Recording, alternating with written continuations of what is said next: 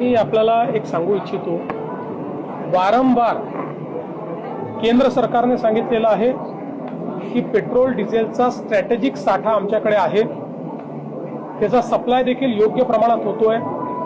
पण विनाकारण जेव्हा पॅनिक तयार होतो आणि पॅनिक तयार झाल्यानंतर आपलं सप्लाय चेन कशी असते, आपली supply chain he over the years he evolve झालेली सप्लाय चेन असते। त्यामुळे एखाद्या पेट्रोल पंपावर किंवा एखाद्या एरियात एखाद्या तालुक्यात वर्षानुवर्ष महिन्याला किती पेट्रोल लागतं, दिवसाला किती पेट्रोल लागतं, याच्या आधारावर सप्लाय चेन तयार झाली असते। आणि मग अचानक जेव्हा अफवांवर आधारित लोक जास्त पेट्रोल भरणं सुरू करतात त्यावेळी ती सप्लाय चेन डिस्टर्ब होते।